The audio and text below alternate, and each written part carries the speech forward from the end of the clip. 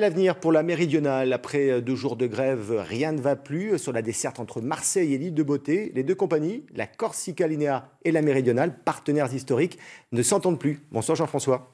Alors, peut-on parler de divorce? D'abord la question. Oui, la question, c'est ça. Alors oui, effectivement, on peut parler de divorce entre la Corsica Linea et la méridionale. Cette crise est déclenchée par une nouvelle procédure de délégation de services publics conduite par la collectivité territoriale de Corse.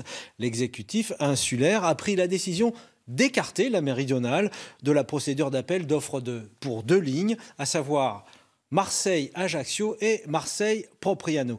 Alors la direction de la méridionale se dit victime d'une injustice et a décidé de porter l'affaire devant le tribunal administratif de Bastia, et l'audience doit se tenir le 13 mars prochain. Alors le temps presse parce que la DSP doit entrer en vigueur le 1er octobre prochain. Alors pourquoi un tel conflit? C'est historique? Alors, c'est vrai que la méridionale et la Corsica Linea sont liées depuis des années pour assurer la desserte de l'île de Beauté.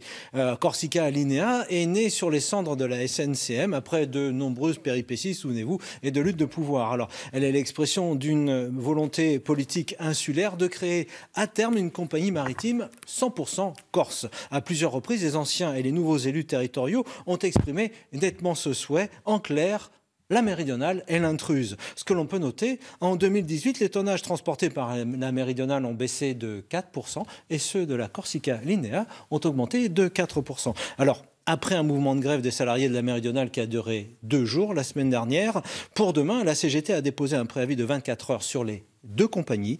Le trafic devrait être impacté sérieusement par ce mouvement. Merci Jean-François pour cet éclairage.